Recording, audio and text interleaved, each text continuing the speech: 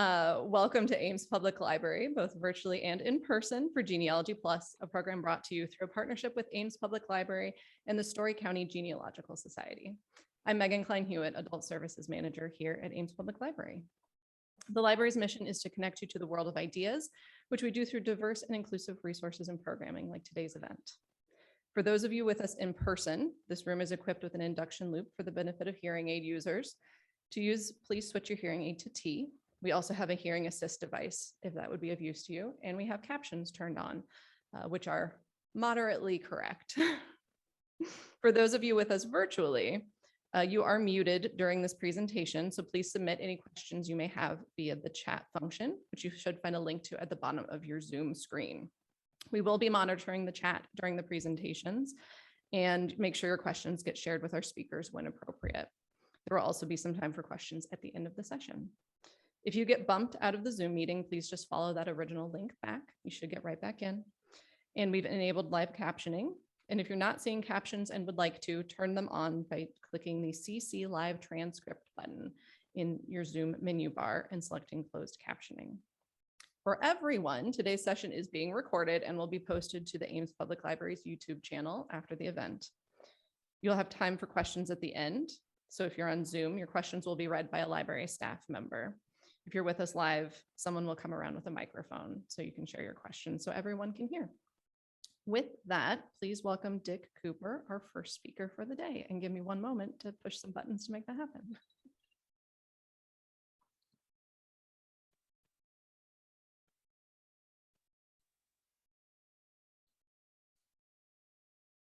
Thank you, Megan. Okay, I'm getting a little feedback here. Is everyone else there, or is that okay or not? Megan?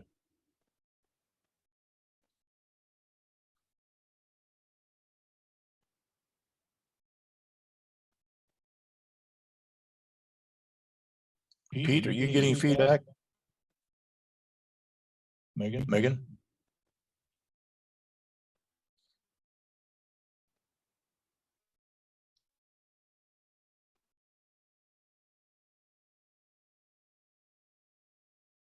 Megan, how's the sound coming across to out there?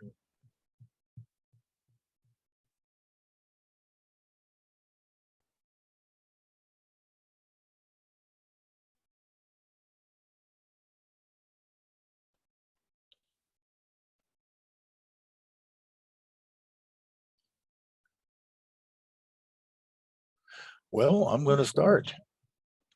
Find a Grave is a very interesting feature. It's kind of connected to Billion Graves, and in one big aspect, and that is the fact that volunteers give virtually all the information that you'll find there. And thank you, Jim, and everyone else for doing the work on Billion Graves, and other volunteers for doing the work on Find a Grave. Just a few things about Find a Grave. Find a Grave is free, and it's owned by Ancestry since 2013. It was created in 1995 by Jim Tipton of Michigan. These are on the notes that you see in front of you and are available at the Ames Public Library website. You look on the invitation you got from Zoom today, and you'll see where the location is of the notes that you can copy off. To date, or rather actually in May of 2020, you'll see that there were 180 million death records. That's a lot. And 80 million photos. And I think you'll find that those photos includes death records, vital statistic records, notes, letters, as well as photographs. Find a Grave will supply genealogists and historians with all this information.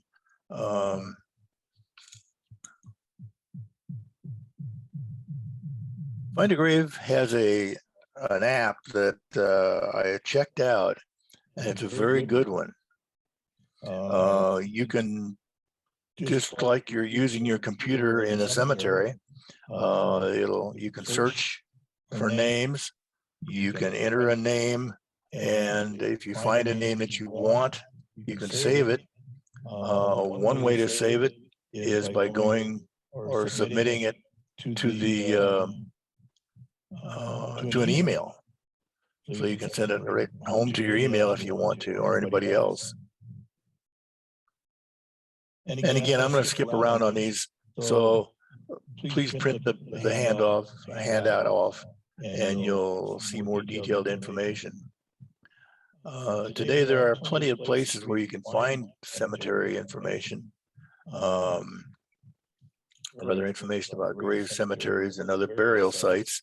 Find a grave and Billion Graves for 2, but you also find information on sites like Ancestry, Family Search, Fold 3, and other websites. Whether you're looking for headstone or grave databases, that's on the internet as well. Guides to lists and databases of cemeteries and other genealogical websites can list cemeteries as well.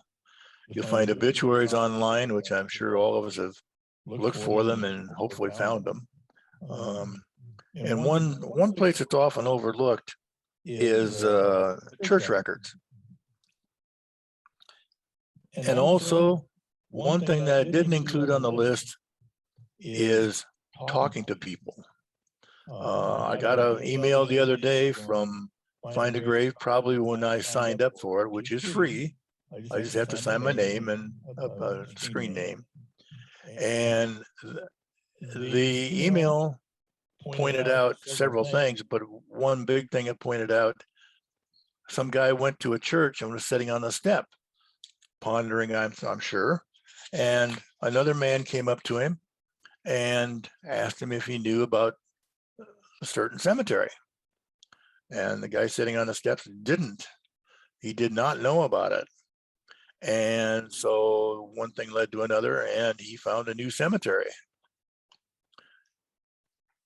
So don't forget about talking to people and ask them about cemeteries. Traditional types of burials. You have the traditional casket burial, cremation, burial at sea, body donated to science, which would include, you'd have to find a body transfer, because I'm told according to state law, there has to be a paperwork on a body transfer. Might have been lost in war. And then there's one that's listed on Find a Grave, that's Cenopath. And that is a death memorial in one location with a body in another location, perhaps unknown. Features in Find a Grave, and I'm going to precede this whole thing by just saying your best bet is, like any new program, just go to the findagrave.com and just start searching and have somebody's name in mind, maybe, or something like that. And you search a while and you'll find out just how many options you have on Find a Grave. Below, when you find a certain family member or anybody, look at the memorial button at the bottom, and you'll find 3 options. Number 1 is share. You click on share, it'll let you share it with Facebook, Twitter, Pinterest, or any other email. If you want to send it to your own email, that's fine. If you want to send it to somebody else, you're fine. Maybe a family member or a friend or what have you. Another option at the bottom of the memorial button is to create a memory of your find. You can send it to an ancestry family tree or just to Ancestry. You can create another virtual cemetery, and you can create as many as you want. you can, but I believe you have to do that as a member, which is no big deal. It's free, like I said, and you just basically have to list your screen name that you want them to use. You can copy it to a clipboard, and that would copy the entire Find a Grave website, including the citation and source, and if there was a obituary or something like that, a picture, what have you, it'll copy everything. And you can either save it to a virtual cemetery, you can copy it to a place if you have Roots Magic or Family Tree Maker or any place like that where you want to include your find in the notes section or someplace like that, you can do it, because when you copy it to the clipboard, obviously you can paste it to anywhere you want to. And you can also print the memorial if you want to keep that in your records. The third option, down by the memorial button at the bottom, and remember, membership is free. I know I keep saying that, but it's free. You can create additional virtual cemeteries. And at the bottom of the page of Find a Grave, it will let you select cemeteries from various regions in the country, in the world, actually. Region, North America, state, county, local, what have you. And memorials can contain any number of things like obituaries, certificates, vital statistics, history of a person or family, dates, etc. The history given may or may not be the obituary.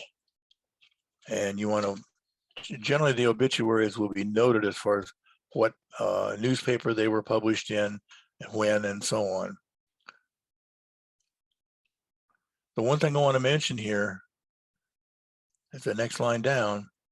Remember that the information contained in Find a Grave is many times correct, but you have to remember that the person or people that put the information in there may not have had access to sources that are correct.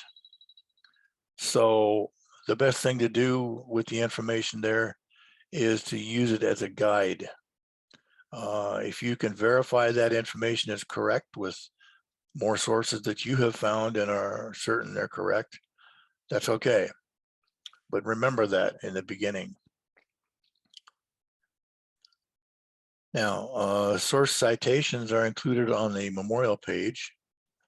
And of course, within that citation, I believe I'm correct when I say that the source is located in there also, stating Find a Grave and the memorial number.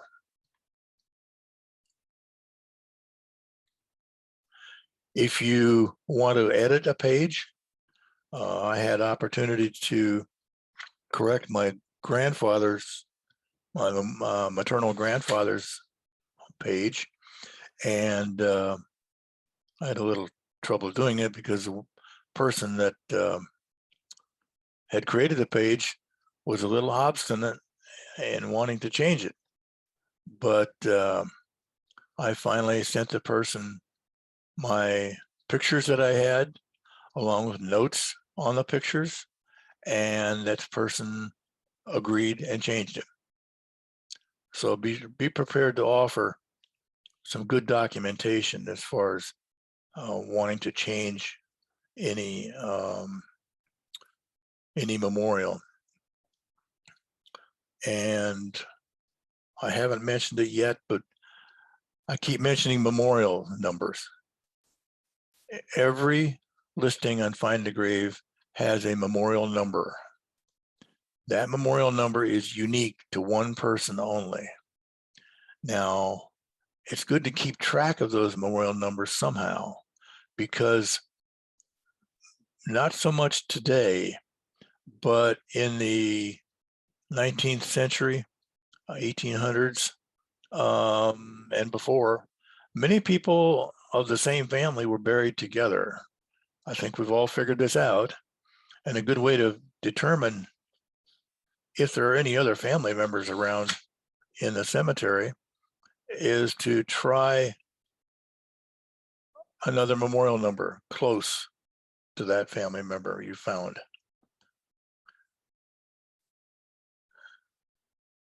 Now,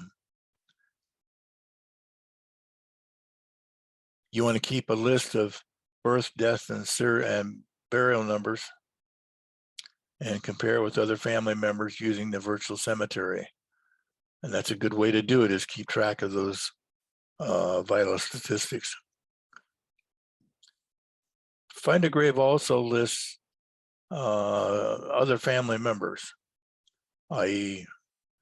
parents, siblings, children, spouses, half siblings, grandparents, both maternal and paternal, but it doesn't always list them. It only lists those family members if the person entering the memorial has them available. Remember, you might be able to add to that list by contacting the person who created the website or the memorial number and talk to that person, email that person, and tell them you have more information. Find a Grave has some rules. They're just courtesy rules, basically. And this is what all genealogists hopefully use, and that's courtesy online.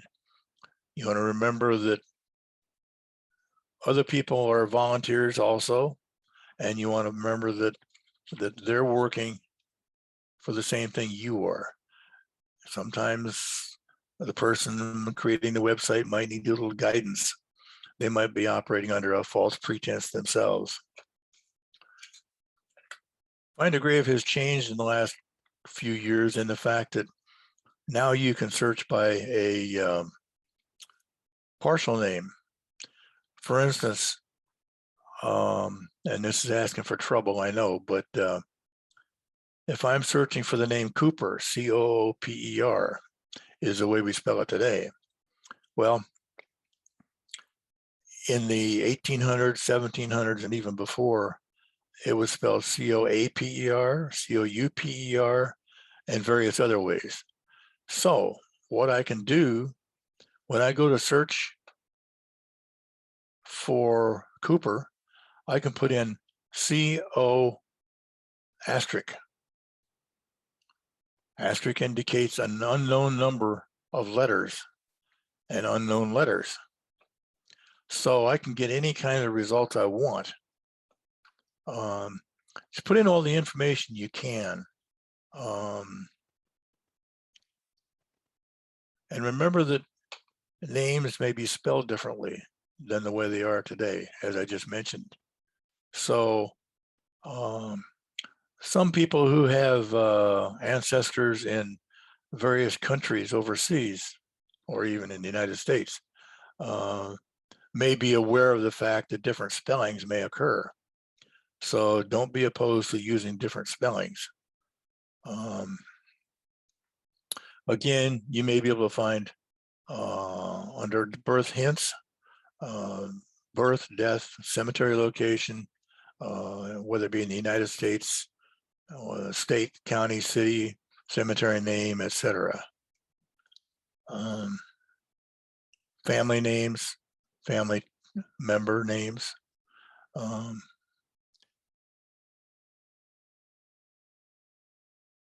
Memorial types, as I mentioned up above, there are several memorial types, and be open to any of them. And you will find at the search option at the bottom, there are many ways to use the many options on Find a Grave to search. And at the bottom of the page, you'll find search tips. You'll also find search tips on YouTube, and as well as Find a Grave. If you find them on YouTube or Find a Grave, you may encounter some that are a little bit dated. You can just about rest assured that the option that they're giving on Find a Grave or on YouTube is still available. It just might be in a different place. So that's why looking around on Find a Grave website is so important to start off with, so you can get used to it. And again, you can find bios, obituaries, certificates, and other information. You might be surprised at what you find there. Don't forget the information at the top of the page on Find a Grave. Memorial cemeteries, famous, and contribute.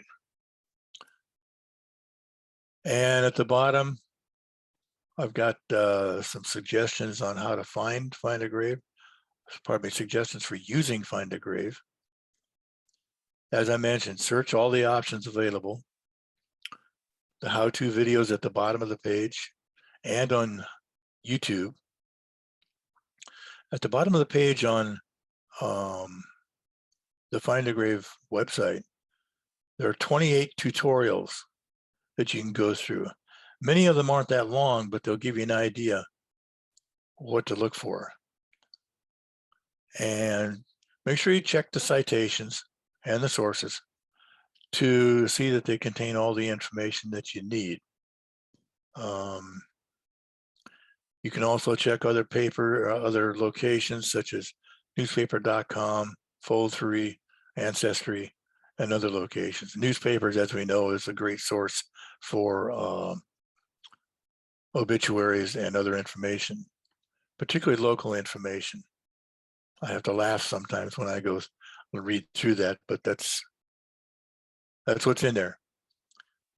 And I have to say, again, thank you, Jim, and thank you to the millions of other volunteers who have been photographers and contributors in the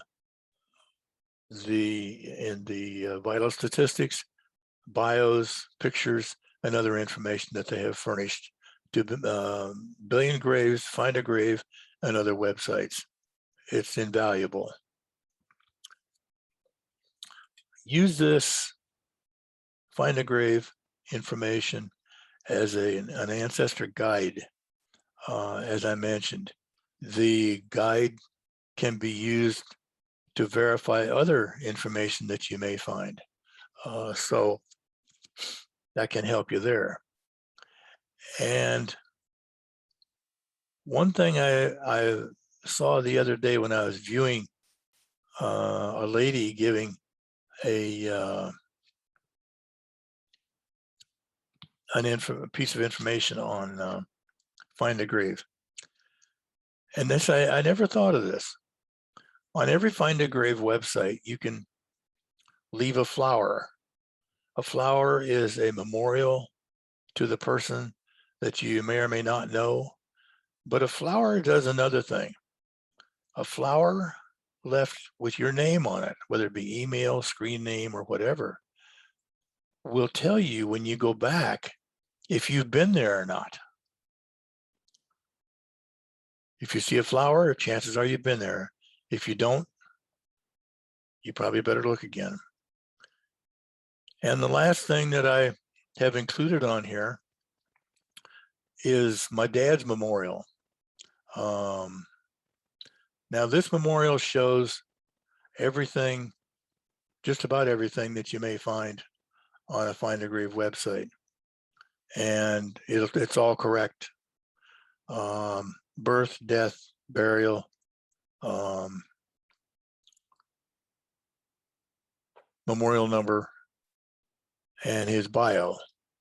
Now, what it doesn't say in there, it says that he was born, I'll go down here a little bit. It says he was born in Wright County, Iowa. That's true. More specifically, he was born in Pikes Timber, which is about a mile and a half east-southeast of Lake Cornelia in Wright County. And his grandparents had a, was it his grandparents? Yes, had a farm out there. I've seen the plat map that shows the Keeling farm was pretty much straddled the Iowa River, which floods quite often. So I could have personally picked a better spot, but at the time, I'm sure maybe that was the best they could pick. But he and his 4 siblings were all born there. And it gives his bio. Actually, that's his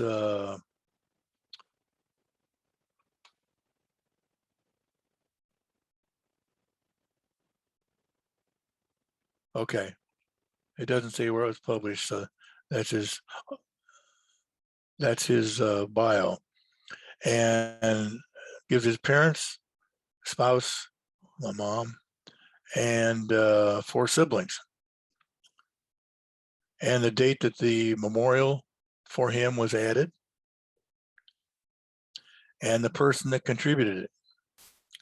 All that information is on that website, and you can contact them if you want to. And that pretty much concludes Find a Grave. Again, check out the website.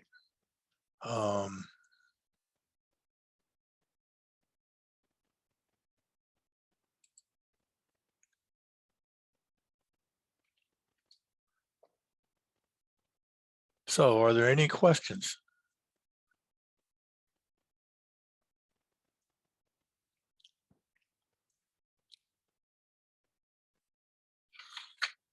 As I mentioned, my notes are available on the invitation to today's Zoom meeting. I think it's the 3rd option down, 3rd link down. So please feel free to download that. And with that, I am concluded. Megan?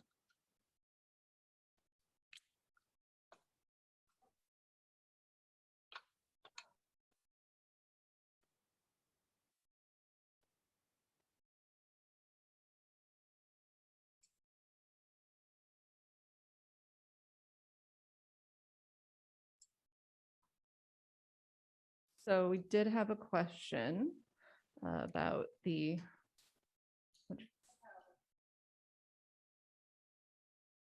specific link for unique memorials that seems to be missing. Do you know anything about that, Dick? What was that about memorials? Unique memorials. There was a link at one point on Find a Grave for unique memorials. Do you know anything about that? Well, every memorial is unique. It only applies to one person. Is that what you mean? No.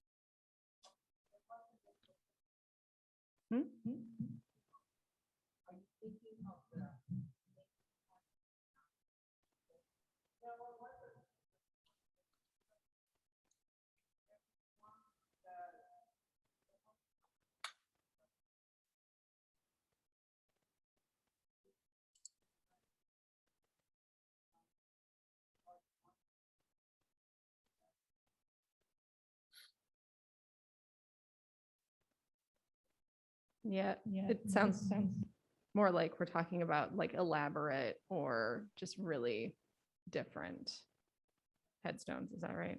Yeah. Yeah.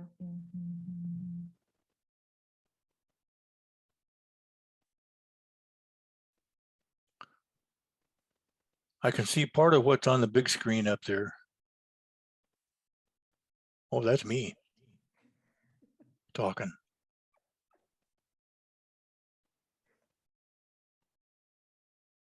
Okay, well, we will move on to our in-house speaker, and this is a great opportunity for me to get their PowerPoint ready to go.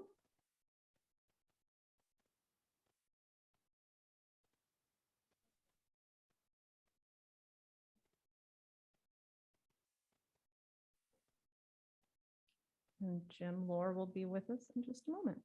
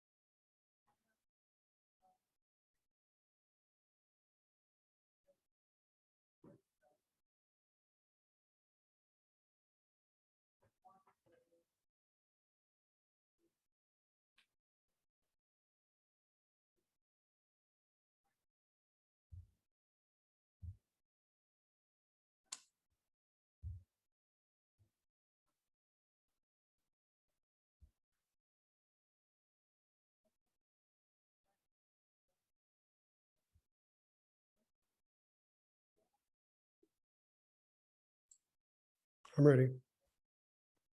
Are you ready? Okay. My name is Jim Lohr, and you're going to see very quickly that Dick and I did not coordinate in terms of how our presentations were supposed to go. So Dick, I learned a tremendous amount from you about Find a Grave that I was not aware of. Billion Graves was built later, and it's a much more visual medium intended. Its point, rather than memorialize particular graves, was rather to document gravestones around the world. I don't know how many they have, how many million they have. They don't release those figures, reason beyond me. I do know, for example, Mary and I traveled in Germany in 2011, and there the cemeteries are so set up that after 20 years, the gravestones are removed. Okay, so part of their worldwide emphasis is documenting what's there and who's been there, because those will no longer exist. Anyway, so to begin my background, I want to talk about in 2014, our daughter and her husband had a little girl in Denver, Colorado in February. And naturally, they wanted grandma to come spend some time with them, as grandmas love to do. Are any of you grandmas? I suspect several of you are. Some of you may be great grandmas. But anyway, but grandpa wasn't invited. So grandpa figured he had to do something. And so to do a staycation, I decided to try something new. And I had read about this Billion Graves thing you could attach to your smartphone. And so I used that, and starting in April. And while she was gone, I began and quickly got us hooked on doing the gravestones, as Mary had gotten hooked on genealogy. And you probably know, she's been around very long. She's been one of the main forces in both the state and the Story County Genealogical Society for many years. And she has been very supportive of my doing this program. Anyway, so rather than talking about more about the organization, one of the things that they will do is to provide a page in which they give your personal statistics. And in 2014 and in 2015, as you can see from second line there, I took pictures of about 35,000 graves. Sometimes I wonder about that, but I did. They document it. And Mary always told me that you're going to help a lot of people. Well, they also put on their profile here that apparently almost 150,000 people over the 7 years have looked at my pictures to find their family stones. And that's very, very rewarding, of course. The thing that they put on, oops, I want to go back to that. The thing that they also put, if you're one of their photographers, volunteer photographers, is they put on the last year of, I'm sorry, I'm getting used to, there's a different button than I use. Anyway, you can see to the side there is a graph showing how many people have looked at it. And notice that the most, there were 5,000 people in December that looked at it. What that suggests to me is that families are talking about where their family gravestones are, maybe even visiting the cemeteries when the kids and grandkids are home for Christmas vacation. I think that's wonderful. I've given a talk before to the Rotary and others. And, you know, Ames is such a diverse community. You are going to know where people are buried. Your children may know where your ancestors buried. Your grandchildren are going to have the foggiest idea. And if you have great children, of course they're not, particularly with Ames being spread all over the world with our graduates. So take some time, spend some time.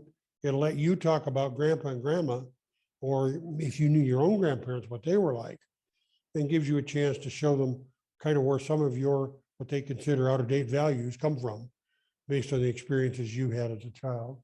So I strongly recommend that you do that.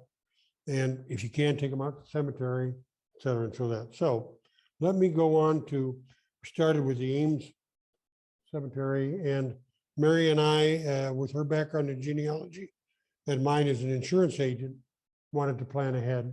So this is our stone that we had done in the Ames Municipal Cemetery. Can I see a show of hands? How many of you have done your gravestones? Have them ready? Can I ask those of you who have not to do so? As an insurance agent, I had a number of people come to me that mom died or dad died or whatever, no provision made ahead.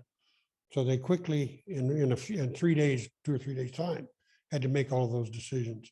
If you can make it together, you can get what you both want if you have a significant other, and move on from there. But anyway, so this is in the Ames Municipal Cemetery, where Mary and I plan to spend the rest of a long time, whatever. Anyway, so Ames Cemetery has 2 outstanding features, I think. The older feature, of course, is the Greeley Mausoleum. I wasn't expecting the comments would come up on that, but and this is from about 2 years ago, was it, Mary? When the Ames Historical Society, and 5 years ago already, time flies when you're having fun, doesn't it? Anyway, but they used that as a base, and they had people from Ames Historical Society and the Genealogy Society portray and talk about some of the folks' graves are, and then you could walk the cemetery afterwards and see where those graves of some of Ames' great people are. That's probably the older and best, most outstanding monument in the Ames Cemetery. There's a new one, however. How many of you might remember James of Ames? Okay, he was the James Supple. He was the pastor of the Newman Center, and he was Irish. He was very Irish. And this, on one side of his tomb, is the Irish scrolling, which I think is beautiful. On another side is, down at the base, it says when he was ordained. Third side talks about how he was the first to be started the Catholic Student Center, which was just after, either during or after World War II. We found that out some years ago when they're adding an addition, because during World War II, there was very little metal. And so the major pilings, were wooden as opposed to structural steel as they would be now. And the final side, I don't know if you can see it there, but his favorite statement is, "God loves you and so do I." And that was I don't know whether he did it himself or people put up for it. Those are some of the major features in the Ames Cemetery. So I did the ones in Ames that year in 14, I did approximately 11,000 ones. How many of you are aware of the Ontario Cemetery? See a show of hands. Most of you probably are, some of you may not be. That's on Ontario Street. Ontario was a separate community that is not as nicely, but it's well kept. And there are a few new graves toward the east end of it. There is let's see. There's also, of course, the University Cemetery, which is on the northwest corner of the university campus. Excuse me, northwest corner of the university campus. And then there is the Billy Sunday Cemetery, and that has a white fence around it. It's kind of fun to watch. It's by the Ames Dog Park, and there are about 14 graves there. So one of the things that I discovered a lot of in 2014 and 2015 were mosquitoes, and they found me and liked me a lot. And so this is mosquito netting. Sometimes during the mornings I would wear a parka. Other times in the afternoons I'd be down to my shirt sleeves. In the ones where the gravestones are flat, I found it was easier for me just to crawl between them, assuming nobody was watching me and wondering what the hell was going on, than getting up each time. And so I did that. So you find ways to adapt. So that's what we did in 2014. 2015, I still had the bite, went to the rest of the county, and whoops, I'm sorry, I did the wrong one.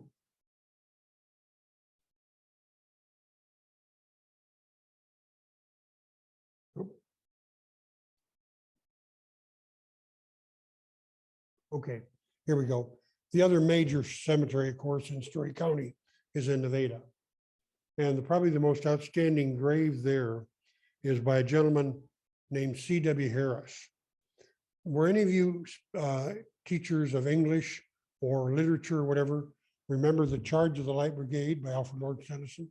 Does that ring any bells? Aha. Well, Alfred Lord Tennyson wrote about the Charge of the Brigade, which was a British foray in the Crimean War in 1854, in which 600 valiant cavalry soldiers, because of military screw up, rode into the valley of the 600, where there were Russian guns all around. Only 11, I think, survived, but this was one of them. And he lived until 1900. I don't know whether he was British or American, but he's buried in Nevada. And I will show, as I'll show you later, if you're interested in that sort of thing, his stone is just by the southeast entrance to the cemetery, south main entrance. And I'll show you where it is. That's one of the functions of Billion Grave that you're able to see this. So if you remember literature, half a league onward rode the 6,000. They were light brigade. They should not have been there. There were military screw ups in their day, not just in Vietnam and other wars that the U.S. has fought. Anyway, this is the city of Cambridge. We have a lady here from Cambridge. I hope you'll enjoy this one. Coming into the north side of Cambridge, this is the welcome sign. Now, very often when cities are putting up signs, some of the neighbors protest, right? They don't want the sign in the neighborhood. My guess is when they suggested this sign for the north of the cemetery, and the gravestones are just over the hill there, that no one got up and said a thing about it. When we were looking at this, Mary was chuckled, because I don't know if you can see this on the, but the road going past the cemetery says dead end. Anyway, here's some of the other things I found that I thought you might enjoy and be interested in. This one is from the Collins Cemetery, and this was something done in the 19th century, where this is a concrete, looks like a tree, with the cemetery information is attached to the tree. Don't see those anymore. I'm sure that concrete, you may have known of petrified wood in the Black Hills of South Dakota and other places, but I think this was all concrete. Another one more recent that you may or may not have seen is a divided gravestone for a couple.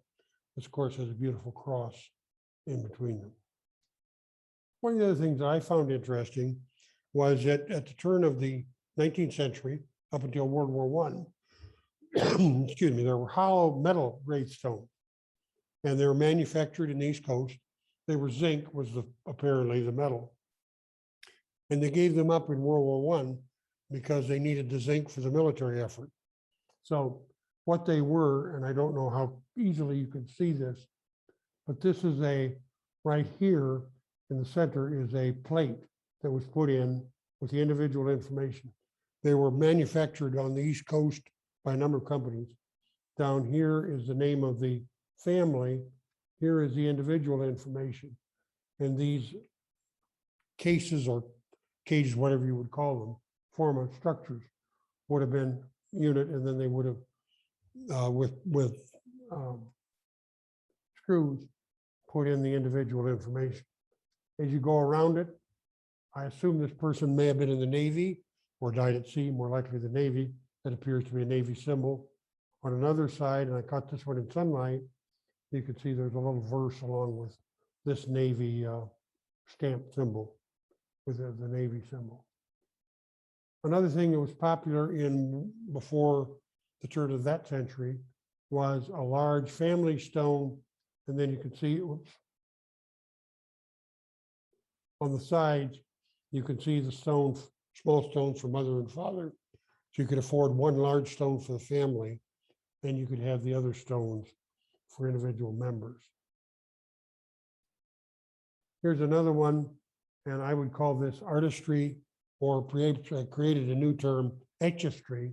This is Nicolo Cemetery, where a very good artist, or perhaps this is one that they are able to get from their cemetery organization, put a beautiful picture on there.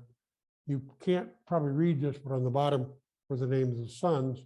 One of the sons stayed on the farm, so the next stone over is his stone. So it appears to me that he was probably stayed single and farmed until age 50 when he passed away. So here is his barn. One of the others I've seen, but I couldn't find again, was what some people view as heaven, because one of them had a picture of his motorcycle, and then going to up in the heavens is a version of Sturgis motorcycle rally. So we all have our different interests, I think. This is the last one of these I'm going to show you. The story was this is Minnie Drews, and this was in the McCallsburg Cemetery. And you can see, whoops, sorry, at the bottom, it says Iowa's oldest resident. And at the top, it says the oldest Methodist in the world. Now, there's a little story that goes with this, if I may, because it had been raining that morning. Just as I came to Minnie Drews's stone to take the picture, the clouds opened up, the sky was clear, and I would not have been surprised to hear a voice coming out of the clouds saying, "This is my beloved daughter, be very kind to her." I didn't hear it, but anyway. Okay, I want to go then to, I'm hoping that one of you may be interested in following up what I did in 2014 and 15. I was only 69 and 70 at that time, much more agile. In 2018, Mary and I went through and redid the Ames Municipal Cemetery for the updates. They do about 120 graves a year. What this is what you would find for the Android functions for 1 billion graves attachment, which you can buy, or not buy, but it's free. And what this does is show the various things that you can do with that. For example, you can find cemeteries, you can find individual gravestones. I can't read that. What does that one say? Forgive me. You read that? Anyway, and document. There is not, I think they have added the opportunity to put in more information, as Dick showed with Find a Grave, but their first interest was in the visual. So that's come along later. And Dick talked about having to work with whoever the owner of the memorial was. One of the reasons it's going to be kind of hard to get in is Billion Graves wants to know who's in there, I think. And so they made it kind of difficult to get in. But there's no ownership on that, on each one. I'm sometimes shown as the person who took the picture, and I didn't do any transcribing, Mary did a little bit, but somebody else transcribed it, those will be on. But there's no ownership once you have done it. So I don't claim any continuing interest except for our own family stones, which are here and up in South Dakota. I wanted to show you one more, and this is showing the function of the gravestone in the cemetery. This is for this gentleman in Nevada that I talked about, the Light Brigade. As you can see on this visual, this is the south central entry to the Nevada Cemetery. And his stone is right here with a flag on it. And if you have the application and you're in the cemetery, it will show you where they're flagged. And if you have it, you can see it from your computer as well. So that it'll show you where to go and lead you there in the cemetery. Again, this is 6,000 stones approximately in the Nevada Cemetery. So unless you know where it is, if you want to take your family, you want to go ahead of time. But this shows where it is and you can find that as well. I think I have one more picture on here. And that's, I'm not going to do more with this. This is my current interest. My background was in speech. I have my doctorate, taught at Iowa State, was done over tenure. Went through a period of depression. And my wonderful wife and good meds brought me out of it. This year, the Lord tapped my shoulder and said, Jim, it's time to do your payback. What I have done here is to develop a free website with a lot of information, starting with, see the red here? You can click into that, and Wikipedia, how many of you know what Wikipedia is? I'm assuming most of you do. Has over 200 different diagnoses for mental health. Brain health is the new term for mental illness, because that got kind of pejorative, kind of negative. Anyway, so more than 200 different designations. What I have done on the website is provide information for people who have the designation, because doctors don't have time to tell you to explain your diagnosis and the implications of it. So it's on here with Wikipedia. Another part I put on for doctors, so they'll continue, is you may or may not know what PubMed is. PubMed is all the current research done in the United States and abroad. And so for each diagnosis, there are 4 of the most current research studies shown, and you can read them or you can get copies of them, buy copies of them through PubMed. But anyway, that's all free information. I hope you use it. I hope you spread the word for us. So that's the end of my presentation. I'm certainly open to any questions that you may have. And Dick, thank you so much for your background. I had no idea what all was there. This was a later version. Mine is a more personal study. You gave us the greater background. I gave you a little more personal information. So questions, please.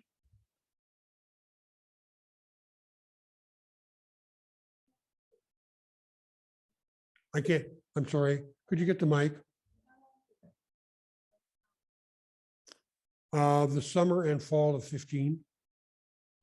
There are 55 cemeteries in Story County. Now, some of them are original cemeteries from the settlers, and those are closed now. But yes, I did all of them through the summer and fall. There was another 14,000, approximately 14,000. Any other questions?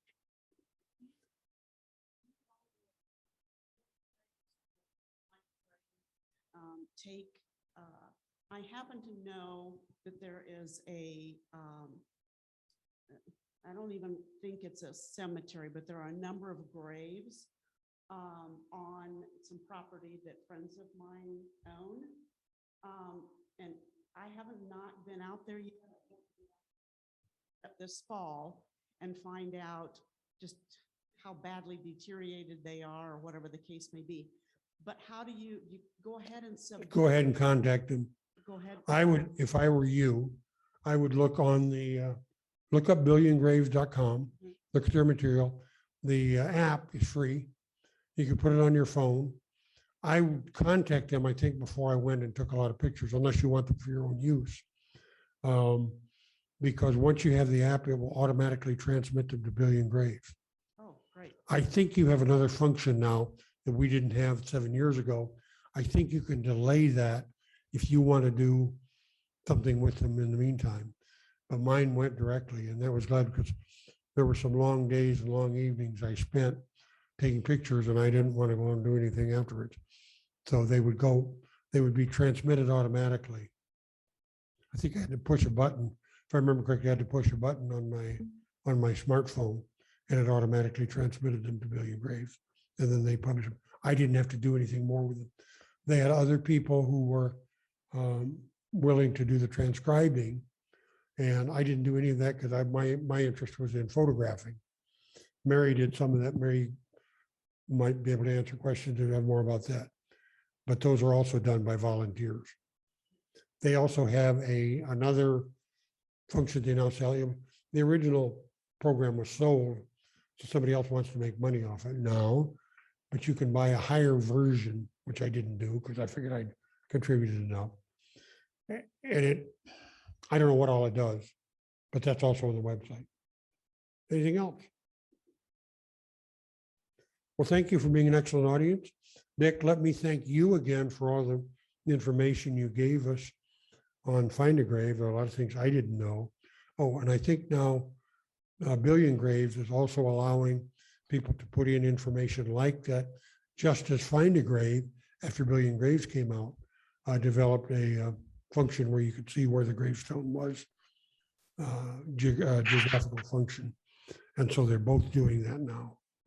Anyway, thank you for your time and attention. I've enjoyed it.